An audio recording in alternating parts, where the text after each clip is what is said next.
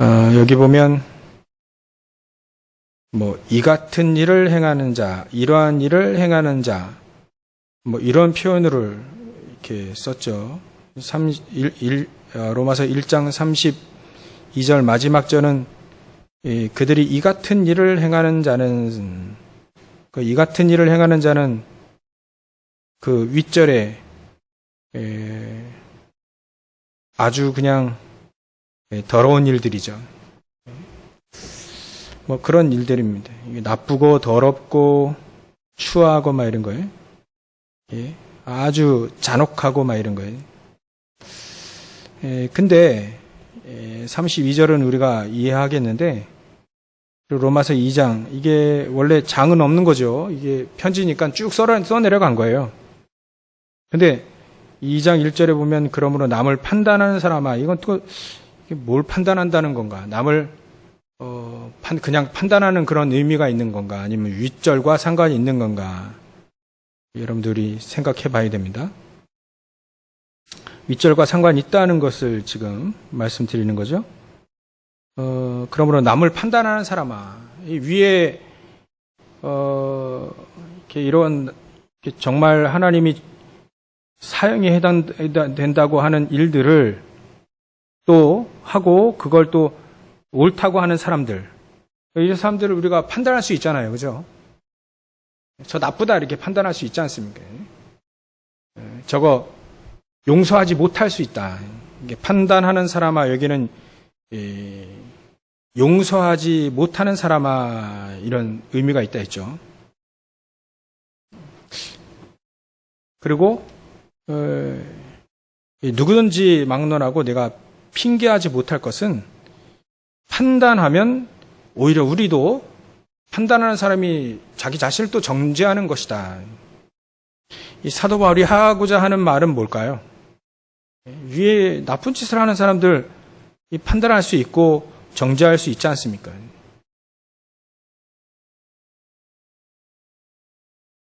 그걸 이렇게 표현했죠. 2절에 이런 일을 행하는 자에게 하나님의 심판이 진리대로 되는 줄 우리가 안다. 3절 어떻게 합니까? 이건 우리가 2절은 이해되죠. 3절은요. 이런 일을 행하는 자를 판단하고도 같은 일을 행하는 사람아, 또 이게 교회에 또 이런 일을 같이 행하는 사람 또 있단 말이에요. 교회 안에서 구원 못 받고 복음 모르고 교회 다니는 사람도 있거든요. 이런 사람들이 불의, 추악, 탐욕, 악이 가득한 이런 거 있습니다. 교회에도. 교회만 다니는 사람, 구원받지 못하고요. 복음 모르고. 그리고 분쟁도 하고 또 살인, 참. 이게 지금 우리가 법치국가고 경찰력이 있고 또 검찰이 있고 하니까 잘 이해가 되지 않지만 옛날에는요, 그런 게 거의 없잖아요. 거의 사실 올바로 제대로 될 수가 없지 않습니까? 그때는 지나가다가 아무도 없는데 살인하고 묻어버리면 끝나버리는 거예요. CCTV가 있으니까 목격자 없으면 끝나는 거거든요. 2000년 전 얘기입니다. 2000년 전 얘기. 그러니까 교회 안에도 구원받지 못하고 그냥 세상에 살던 그대로 오는 사람도 있을 수 있다. 이런 일을 행하는 자를 판단하고도 같은 일을 또 그려놓고 이제 남에게는 또 자기도 그렇게 불의하면서 남의 불의를 또 못 참는 거예요. 이 말은 도대체 이게 사도 바울이 하고자 하는 말이 뭘까요? 그러니까 위에서 하는 모든 죄는 자범죄를 얘기하죠. 사실은 자범죄를 얘기합니다.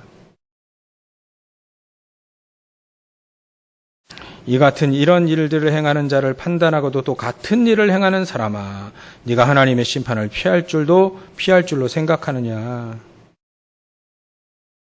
그래서 4절에 혹 내가 하나님의 인자하심이 너를 인도하여 회개하게 하심을 알지 못하여 그 인자하심과 용납하심과 길이 참으심의 풍성함을 그렇게 기다리시고 그렇게 용납하시고 인자하신 그 하나님을 멸시하느냐. 고집으로 딴딴히 묻혀가지고요. 회개하지도 않고 내가 왜 회개가 왜 필요하고 뭐 이런 것도 모르고요. 하나님의 진노를 내게 쌓는도다. 이렇게 사도 바울은 얘기하고 있습니다. 그러니까 구원 못 받으면 행한 대로 보응 받는 거예요. 그죠?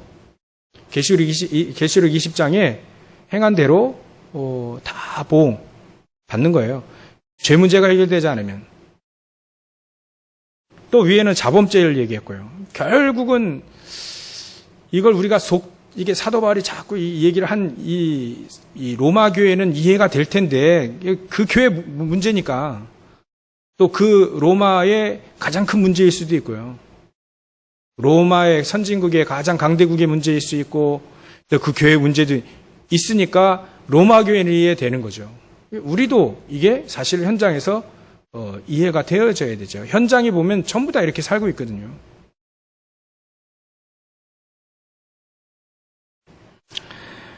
그래서 우리는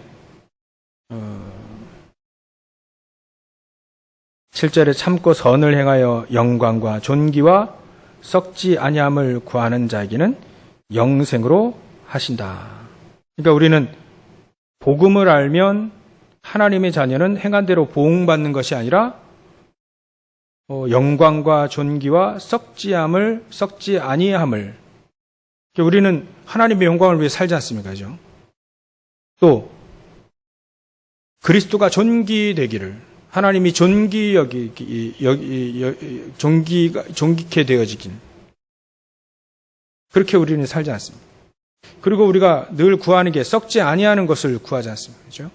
138 썩지 않거든요. 하나님 말씀 썩지 않거든요. 그러니까 썩지 아니하는 것을 구하는 사람과 늘 썩을 거 구하는 사람은 다르다는 겁니다. 한나를 예를 들었죠. 한나는 썩을 걸 구했어요. 아들. 저 여자는 아들인데 왜 나는 없어요? 막 이렇게 기도하는 거예요. 썩을 걸 구하는 거예요. 이제는 진짜 썩지 아니할 걸 구했죠. 하나님의 언약을 딱 붙잡은 겁니다. 언약이 썩지 않으니까 언약 붙잡고 기도하는 거 썩지 않죠. 정말 복음을 위해 헌신할 나실인. 지금으로 말하면 우리는 제자. 변치 않을 오직 복음만을 위해 사는 제자. 그걸 구하는 겁니다, 지금. 그래서 나실인 할 필요 없죠. 그 의미는 제자 안에 다 포함되는 거니까.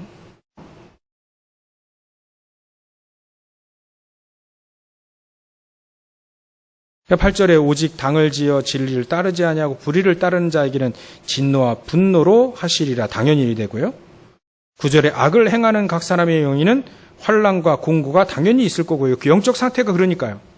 영적 상태가 늘 악한 생각만 하면 이제 영적 상태가 늘 환난이 올 수밖에 없고 병들 수밖에 없고 어려움이 계속 올 수밖에 없습니다.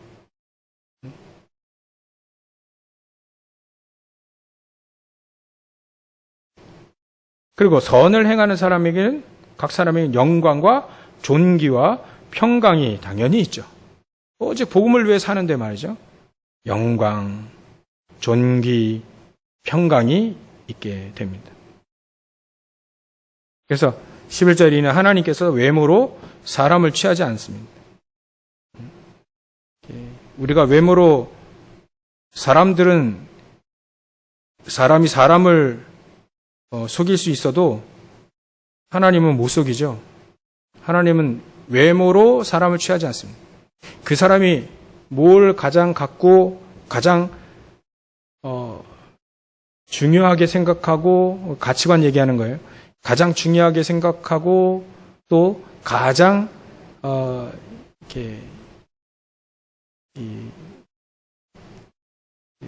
가장 소중하게 여기는 것이 뭐냐. 그게 복음이라고 한다면 겉으로 보기에는 별 볼일 없는 사람이라 할지라도 하나님은 가장 존귀하게 보이는 거, 보시는 거죠. 12절 이후 16절까지는 율법에 대한 얘기인데요. 율법 없이 범죄한 자는 율법 없이 망하고, 망하는 거예요, 그냥 결국은. 율법 없이 범죄한 자는 율법 없이 망하고, 율법 있고 범죄한 자는 율법으로 또 심판받고 망하고. 복음 없으면 다 이랍니다. 하나님 앞에서는 율법을 듣는 자가 아니고 의인이 아니고 오직 율법을 행하는 자다. 이렇게 의롭다 하심을 얻을 것이다. 여러분들 율법 할 때 구약 모세에게 주신 율법 할 때 그 율법을 제 기도 수업하면서 여러분들 말씀 찾아보시죠. 요즘엔 신명기 오늘 5장 내일 6장 신명기 5장을 쭉 보니까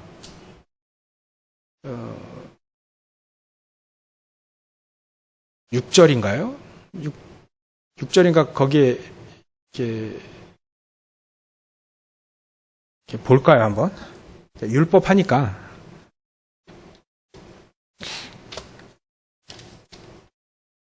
신명기 5장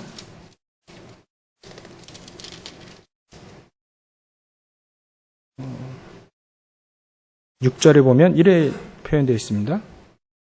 나는 너를 신명기 5장 6절에 보면 나는 너를 애굽 땅 종되었던 집에서 인도하여 낸 내 하나님 여호와다. 이렇게 하나님이 얘기를 말씀을 하고 계셔요. 사람들은요 이 비밀을 거의 모릅니다. 그거 왜 이스라엘 민족이 나왔지? 근데 그 사람들 걔 뭐 어떻게 해서 나왔겠지 이 정도예요. 근데 하나님은 그거 내가 한 일이다 이렇게 얘기하셨어요. 내가 너희를 애굽에 종되었던 그 집에서 내가 너희를 이끌어냈다라고 하셨어요. 이게 놀라운 하나님의 절대 주권의 중요한 내용입니다. 하나님께서 하셨다. 내가 그거 했다라고 하셨어요. 겉으로 보기에는 이게 겉으로 보기에는 안 보이거든요. 이스라엘 민족이 막 애굽 사람이면 나가라니까 나왔지. 어떻게 그 하나님이 그걸 이끄셨냐? 안 보이는 걸요, 사람들에게는. 겉으로 보기에는 이게 영적인 부분이 우리는 알기 때문에 이해가 되지만 다른 사람 보기에 이게 이해가 되겠습니까? 애굽 사람 보기에는 겉으로 그 현장을 지금 출애굽의 현장을 보면 보통 사람들은 저 밖에 있는 보통 사람들은 얘기할 거 아닙니까? 이제? 아니 애굽 사람이 나가라 하니까 나왔지. 그게 어째 하나님이 하셨냐? 그렇게 나올 수 있거든요. 겉으로 보기에는 여러분들 보시라니 그냥 평상시 지금 막 곳곳에서 막 사람들 막 초상나고 난리 났어요. 그게 저 이스라엘 민족 때문이다. 그러니까 저 빨리 내보내야 돼. 이래가지고 내보냈어요. 그러니까 겉으로 보기에는 보통 사람들은 비밀 모르면 애굽 사람이 나가라 했지. 그래서 이스라엘 민족 나온 거지. 어떻게 하나님이 그걸 하신 거냐. 모른다니까요. 영적인 건 몰라요. 근데 하나님은 성경에 써놓으셨다니 그 일은 내가 한 거다. 내가 너희들을 애굽에 종되었던 집에서 내가 너희를 인도해냈다. 요거에 믿어지는 게 이게 신앙입니다. 그죠? 요게 믿어지는 게 하나님의 절대 주권이 믿어지는 거고 요거 믿어지는 거니까 이게 유월절 그리스도 예수를 믿는 거고요. 이게 믿어지니까 하나님의 능력의 역사 이게 믿어지는 것이지 이 내용이 안 믿어지면요. 이게 그냥 알고 끝난다니까요. 사람들이 실질적인 삶의 신앙에 대한 발판이 안 돼요. 하나님은 분명히 이걸 내가 너희들을 애굽에 종되었던 곳에서 집에서 내가 너희를 이끌어냈다. 그렇게 얘기하시면서 이끌어낸 이스라엘 민족에게 자꾸 이렇게 얘기합니다. 율법에 대한 부분을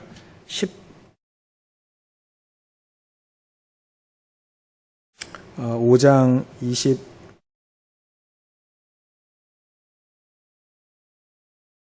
27절에 보면, 신명기 5장 27절에 보면 당신은 가까이 나아가서 우리 하나님 여호와께서 하시는 말씀을 다 듣고 우리 하나님 여호와께서 당신에게 이르시는 것을 다 우리에게 전하소서. 우리가 듣고 행하겠나이다. 이렇게 표현합니다. 이스라엘 민족이. 거기에 장로들과 또 이제 여러 지도자들이, 그 밑에 중요한 사람들이 모세에게 얘기합니다. 우리가 가면 죽을 것 같아서 당신 모세가 대신 가가지고 하나님의 말씀을 듣고 우리에게 전달해 달라. 이렇게 얘기할 때 하는 말입니다. 그걸 다 우리에게 전해주면 우리가 듣고 행하겠나이다. 행할 때 여기에 또 진짜 복종하는 의미가 여기 들어가 있는 겁니다. 그래놓고 하나님이 이 십계명을 이스라엘 민족에게 전달해 주죠. 이 십계명을 전달하시면서 하나님이 이거를 지켜 행하라 이렇게 얘기했어요. 거기에 표현을 보면 명령 6장 신명기 6장 1절에 보면 이는 곧 너희의 하나님 여호와께서 너희에게 가르치라고 명하신 명령과 규례와 법도다. 이걸 율법이라고 합니다. 이스라엘 민족에게 전달해 준 율법은 그 내용을 보면 명령이 있어요. 명령. 이 명령. 군대에서 명령하는 것처럼 하나님 명령하셨어요. 나 이외에 다른 신 섬기지 마라. 두지 마라. 아예. 우상도 만들지 마라. 이건 명령이에요. 명령. 이거 진짜 이 명령 거역하면 어떻게 됩니까? 죽을 수 있어요. 그러니까 그만큼 율법이 아주 강한 겁니다. 명령이 들어가 있어요. 나 외에 다른 신 섬기지 마라. 죽는다 너. 명령. 선악과 따먹지 마라. 명령하셨어요. 언약으로 명령하셨어요. 먹으면 너 진짜 죽어. 먹지 마. 예, 명령하신 거예요. 명령이 포함되어 있다. 근데 우리 인간이 명령 안 듣잖아요. 안 들으니까 뭐 주셨습니까? 그래서 그리스도 보내주신 거예요. 그 명령이 얼마만큼 대단했고 얼마만큼 하나님이 또 인자하셨는지를 복음을 깨닫고 명령을 알아들은 거죠. 복음 못 깨달으면 명령은 뭔 말인지 모릅니다. 그러니까 율법에는 명령이 들어가 있다. 명령 안 지키면 죽습니다. 명령 안 지키면요, 이제 어마어마한 게 날라와요. 0점 이제 심각하게 얻어 걸려가지고요, 엄청 고생하고 엄청 망하기도 합니다. 지금. 명령. 이스라엘 민족이 이거 명령 거역해가지고 우상 만들고, 송아지 만들고, 또 거역하고, 명령 거역하고 막 하니까 막 고라자손 같은 경우는 땅이 꺼져가 다 죽어버리잖아요. 명령이 있습니다. 그리고 규례가 있습니다. 규례. 이 규례란 말은 제가 이게 규례 잘 이해가 안 돼가지고요. 그냥 영어 찾아보니까 그냥 신조 같은 거예요. 신조. 칼빈이 성경을 보고 5가지 신조를 발견했잖아요. 모든 인간은 망한 존재다. 그래서 조건 없는 구원을 우리에게 주셨다. 조건이 없죠. 그리스도 말고는. 이런 5가지 신조들이 있어요. 그걸 디크레이라고 하는데 아마 그런 의미예요. 규례. 그거 규례를 잘 듣고 행하면 우리가 신앙생활을 잘 할 수 있죠. 그래서 규례는 어긴다, 그래도 죽지는 않습니다. 신앙생활 잘 못할 뿐이에요. 신앙생활 잘 하려면요, 이런 규례들을 교리 같은 것도요, 잘 알아서, 거기서 내 신앙생활 잘 할 수 있도록, 내 신앙의 발판처럼 이렇게 딱, 신앙에 도움이 되는 것으로 이제 잘 알아들으면 되는 거예요. 규례. 또 법도다, 법. 진짜 법이에요, 법. 법을 주셨어요. 그래서 10여 명 중에 예를 들면 신명기 5장 16절에 보면 내 부모를 공경해라. 공경해라. 그래야면 어떻게 된다? 내 하나님 여호와가 내게 준 땅에서 내 생명이 길고 복을 누리리라. 부모에게 효도해라. 효도. 부모를 공경하라. 이것만 하나님이 부차적으로 설명을 하셨어요. 부모에게 공경하면 네 삶이 길고 생명이 길고 복을 누리게 될 것이다. 어찌 보면 효도한 사람들이 이런 장수하고 복을 받는 경우가 많이 있죠. 누구에게나 다 적용되는 법입니다. 근데 특히 법이 어떤 거에 또 필요하냐면 그 밑에 살인하지 마라. 이건 뭐 설명이 필요 없어요. 살인하지 마라. 끝나버려요. 살인하면 어떻게 됩니까? 당연히 죽죠. 법입니다, 법. 법령이에요, 법령. 법도라고 했죠. 법을 지키는 길. 법을 지키면 잘 되고, 법을 지키지 아니하면 혼란과 막 계속 문제만 계속 살인해 보십시오. 문제가 계속 터지는 거예요. 간음하지 마라. 이건 법이에요, 법. 하지 마라. 어떻게 됩니까? 살인하고 간음하면 문제들이 계속 터지고 사단에게 잡히고 막 이러는 거죠. 법에 따라서 요거는 이제 나중에 법에 따라서 어떻게 한다니. 거기서 이제 법이 나온 겁니다. 그 외에 지금도 뭐 탈레반 정권이 그렇게 통치를 하겠다 이렇게 얘기를 했죠. 도둑질하는 사람은 손 자르겠다 이렇게 얘기했어요. 그게 그 사람들의 법입니다. 법 안 지키면 자르는 거예요. 이게 법이에요. 법. 우리도 살인하면 죄 형량이 얼마 난다. 그 법이잖아요. 이스라엘 민족이 이런 필요한 겁니다. 우리 인간에게 법이 필요하잖아요. 그래서 율법 안에는 이 법이 있고 율법 안에는 신조 같은 규례가 있고 율법 안에는 하나님의 명령이 다 들어가 있다. 이게 함축해서 율법이에요. 율법. 그러니까 율법을 그냥 단 한 가지로 생각하면 안 되는 거죠. 이거를 이 율법을 말이죠. 복종할 수 있다면 그건 복음 가진 사람만이 할 수 있습니다. 하나님의 명령을 복음 없는데 어떻게 그걸 명령에 죽어라고 복종할 수 있습니까? 복음 없으면 절대 안 하거든요. 하나님의 명령을요. 우리가 정말 복음 잘 못 누리면 하나님의 명령도 못 지켜요. 복음 없고 힘 없으면 그것도 안 돼요. 근데 복음 없이 어떻게 하나님의 명령을 하나님의 율법을 맞아 복종할 수 있습니까? 그러니까 율법적인 삶과 복음적인 삶 이걸 따질 때는 가장 근원적으로 따진 게 바로 복음입니다. 복음. 복음을 알고 있는 사람들에게 유월절을 체험한 사람들에게 지금 율법이 필요한 것이지 이게 복음이 부족해서가 아니에요. 하도 사람들이 복음 못 누리고 복음 알고 유월절 알고 피 바르고 나왔는데도 이게 못 누리니까 하나님 오순절 축복을 주시고 오순절 축복 주셔가지고만 성령의 힘 얻으라. 그리고 미래 보장까지 수장절 축복 다 주셨는데 이 사람들이 자꾸 이렇게 그 138의 테두리를 벗어나는 거예요. 자꾸 이래하면 안 돼. 이래도 되지 않겠냐 막 이런 식으로요. 그러니까 법을 정해놓고 명령을 확 때려버릴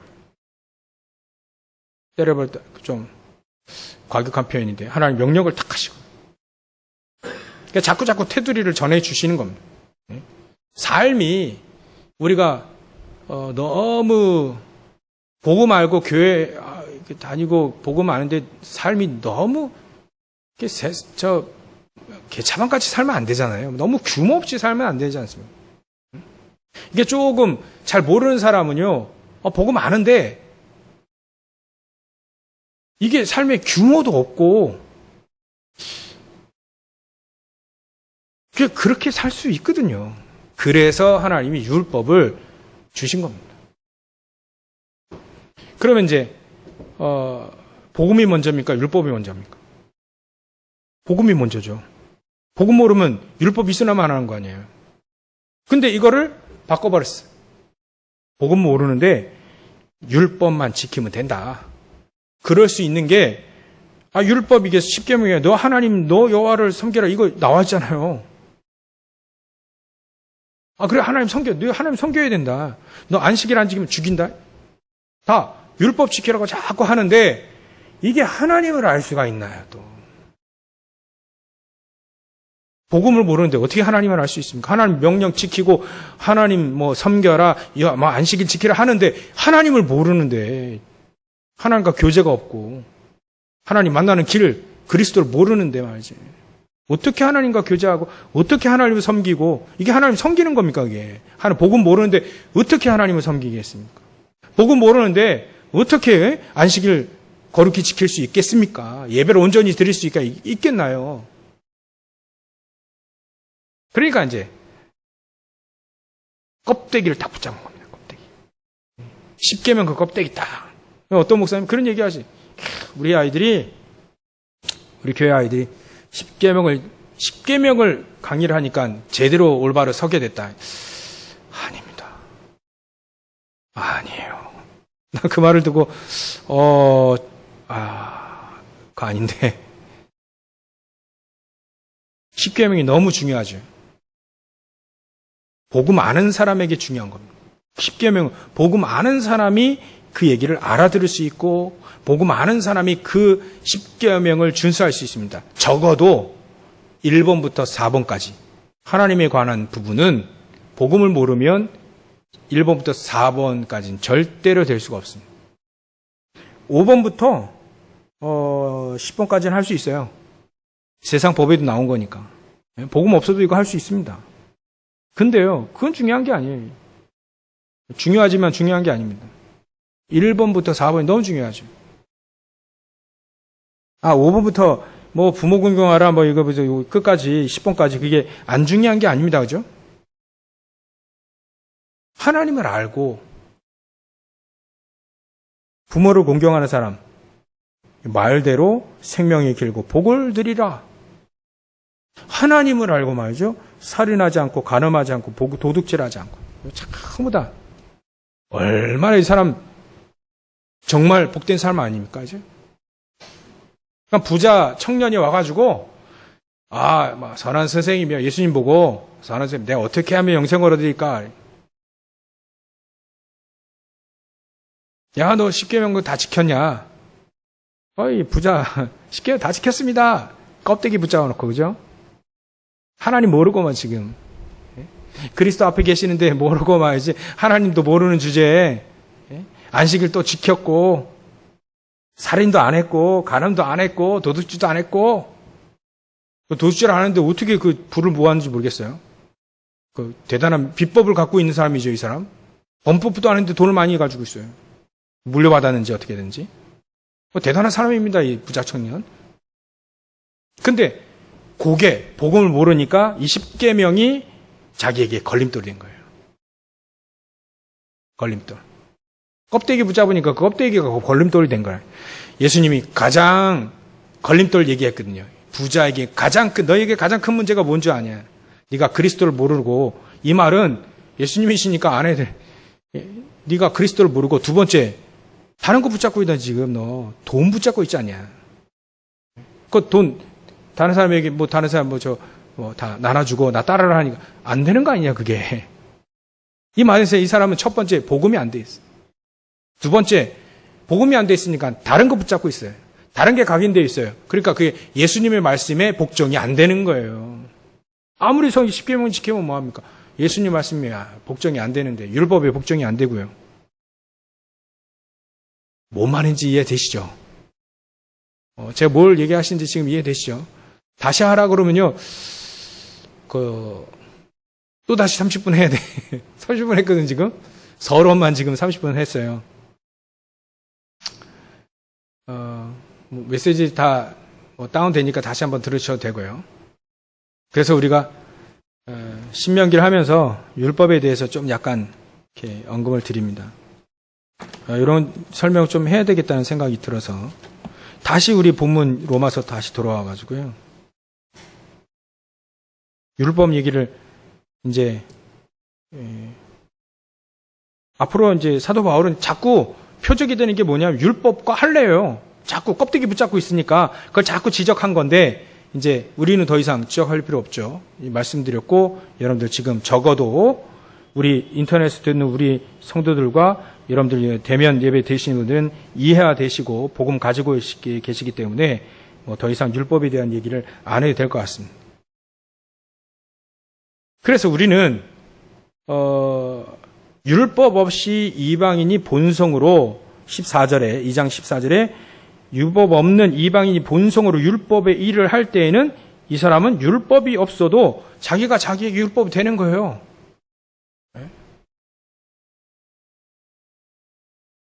그리고 이런 이들은 그 양심이 증거가 되어서 율법의 행위를 그 마음에 새긴 것대로 한다. 그러니까 결국은 율법은 사도 바울이 얘기한 율법은 법령 이쪽을 강조한 거죠. 그 다음에 규례 이런 걸 강조한 겁니다. 그러니까 세상 법에도 잘 지키면 율법 자기 양심대로 살면 되는 거 아니냐. 근데 양심대로 살아도 율법 그 껍데기 붙잡고 있는 그 사람 복음 모르면 양심대로 살고 복음대로 사는데 결국은 그것 가지고 되지 않잖아요. 결국 사도 바울은 지금 뭘 얘기하려고 하냐면 이스라엘 민족이 유대인들이 껍데기 붙잡고 있는 거 지적하면서 율법 하면서 율법주의로 빠지지 마라. 율법으로 구원받느냐? 아니다. 그렇게 자기는 배웠거든요. 율법으로 구원받아서 율법으로 선행을 하고 율법으로 말이죠. 행동 바르게 하고 도덕 잘 지키고 법 잘 지키고 그러면 구원받느냐? 아니 삶은 이롭죠. 근데 그 구원받느냐? 아니다. 할례 받아야만 구원받는 거 그게 증명이 되냐? 아니다. 마음으로 구원받으면 끝나는 거 아니냐? 영접하는 자 고기는 그 이름 믿는 자에게 하나님의 자녀가 되는 권세를 주셨으니 그럼 끝나는 거 아니냐? 예수님 말씀하신 대로 그 끝난 거 아니냐? 근데 왜 자꾸 율법 지키라고 하냐? 그게 구원받은 자의 어떻게 보면 증표라 할례가 또 율법 반드시 지켜야 된다. 양심대로 살면 된다. 중요한 건 복음 알아야 된다. 복음 알아야만 나머지 것이 풀리니까요. 그러니까 그 얘기를 이제 사도 바울은 하는 겁니다. 정리를 좀 해야 되겠습니다. 할 내용을 많이 준비했는데 이제 정리를 10분 동안 이제 해야 돼요. 지금 시간이 오는데 여러분들 우리가 예전에 참 못 살았을 때 말이죠. 우리는 아니고 여러분들이 어른들이 그때는 열심히 여러분들 기도하시고 예배하고 그랬습니다. 그죠? 죽기 살기로 붙잡았잖아요. 잘하신 겁니다. 지금은요. 똑같이 하셔야죠. 죽기 살기로 붙잡아야죠. 우리가 붙잡을 게 뭐가 있습니까? 우리가 무슨 삼저주를 이길 수 있습니까? 세상을 이길 수 있습니까? 우리는요. 그리스도를 비대면으로 죽기 살기로 붙잡아야 돼요. 대면이든 비대면이든 이제 상관이 없이 예전엔 대면이 비대면이라는 거 거의 생각 못 했잖아요. 근데 대면으로 비대면으로 우리는 무엇이 되냐? 그리스도를요. 138 오직 복음 딱 붙잡아야 돼요. 이렇게 수준을 좀 높아져야 된다. 옛날에는요. 못 먹고 못 살았던 시대에 사실 우리의 행동이 보여지는 행동으로 이렇게 위안도 삼고 이렇게 했습니다. 근데 이제는 그런 시대가 아니에요. 이제 우리는 아프리카 사람들에게 복음을 증거하듯 그렇게 우리가 받으면 안 돼요. 수준이 좀 높아져야 됩니다. 수준이 높아져야 되는 것이지 유럽 교회처럼 복음 없이 살라는 게 아닙니다. 이게 잘못 이해하면요, 이제 우리 한국 교회도요, 복음 없는 저 유럽 교회 마냥 그쪽으로 간다니까, 그렇게. 뭐 예배의 중요성 별로 못 느껴요. 뭐 헌금의 중요성 별로 못 느껴요. 유럽이 그래야 하다 망했거든요. 우리가 비대면이든 대면이든 예배에 대한 가장 중요한 의미와 헌금에 대한 가장 중요한 의미, 교회에 대한 가장 중요한 의미를 더 비대면으로 여러분들이 이렇게 붙잡아야 됩니다. 이게 수준이 높아져야 돼요. 안 그러면 방탕이 되는 거고요. 안 그러면 이제 복음이 점점 없어져 가는 쪽으로 갑니다. 뭐 그냥 예배 안 드려도 잘 살던데. 기도 안 해도 잘 살던데. 그게 오래 가봅시오. 오래 가보세요. 망한다니까, 이게. 여러분들 기도 안 해도 살 수 있습니까? 안 살 수 있습니까? 살 수 있습니다, 잘. 예배 안 해도요, 여러분들 우리가 예배 안 해도요, 잘 살 수 있습니다. 열심히 일을 하고요, 세상 봉사하고, 열심히 일을 하고, 돈 벌고, 예? 운동하고, 예? 또 좋은 음식 먹고 말이죠. 관리 잘하면 장수하고 잘 살 수 있어요.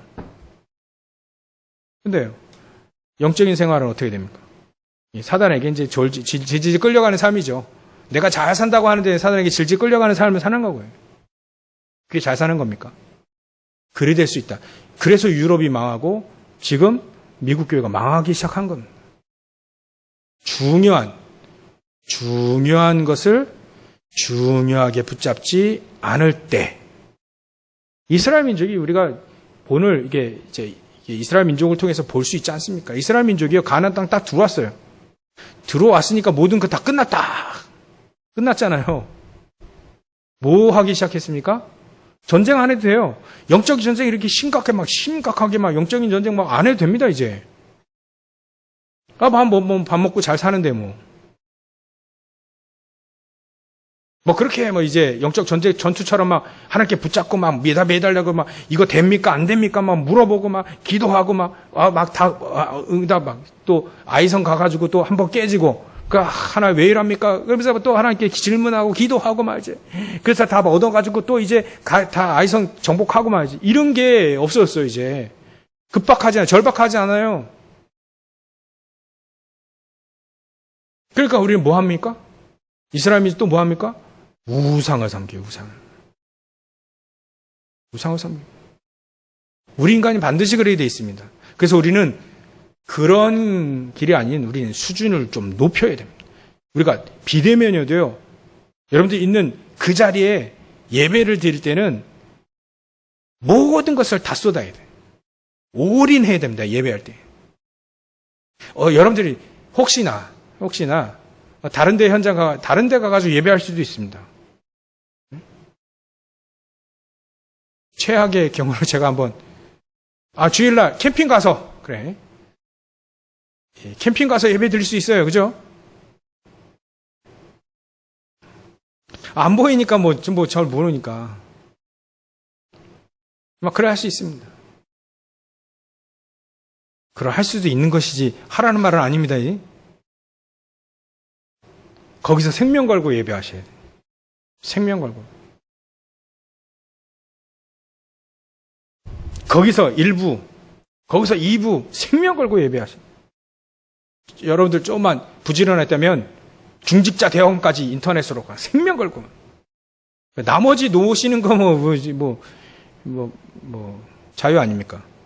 근데 우리가 예배할 때 생명 걸고 예배하실 때 어디에 있든지 부득이하게 내가 소방관이고 출동해야 돼. 그 예배 시간 걸렸어. 근데 출동해야 되잖아요. 거기에 온 힘을 걸어야 되지 않습니까? 그 사람의 마음에 간절히 기도하며 예배 시간에 지금 예배 시간인데 출동해서 지금 이 사람도 구해야 된단 말이죠. 근데 그 사람에게는요, 간절한 마음의 예배가 그 사람에게 있다면 그 사람 진짜 예배 승리하는 거 아니겠습니까? 예배 회의 현장이 없어도 그 마음을 가지고 나 이 사람들 살려야 되겠다. 하나님 나에게 힘을 주시고 예배하는 시간 내가 지금 이 사람들 구하러 왔는데 하나님 나에게 힘을 주십시오. 그렇다면 그 사람은 진정한 예배 아닌가요? 여러 가지 예를 들었는데 생명 걸어야 됩니다. 비대면일수록 더 말씀을 깊이 딱 붙잡을 수 있다. 지금 시간표는 비대면 시대 지금 시간표는 더 확실하게 말씀을 딱 붙잡을 수 있다. 그러니까 생명 예배 생명 걸어야 된다. 그래야 할 때 하나님은요 역사하십니다. 어떻게 역사하십니까?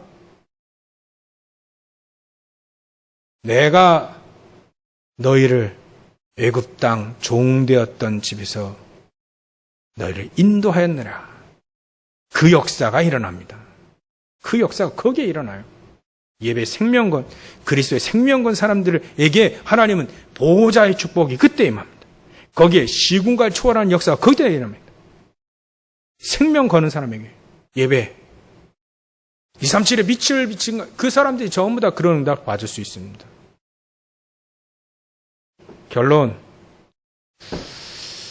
우리가 정말 올바른 복음 깨달아야 됩니다. 올바른 정말 정확하고 올바른 복음 깨달아야 됩니다. 그리고 알고 누려야 됩니다. 그러면 세상을 살릴 영적인 힘 얻을 수 있습니다. 특히 우리 어른들 내일 기도 수업 반드시 들으시기 바랍니다. 내일 기도 수업은요 우리 렘넌트들 정말 중요하게 신명기 6장 4절부터 9절 메시지예요. 정말 잘 들으셔야 됩니다. 우리 렘넌트들이 현장 가가지고요. 현장 못 이기는 애들로 키운다면 우리 책임입니다. 그죠? 정말 우리 후대들이 말이죠. 렘넌트 후대들이 세상을 이길 만큼의 복음 딱, 기도의 능력 딱 갖고 나가야 돼요.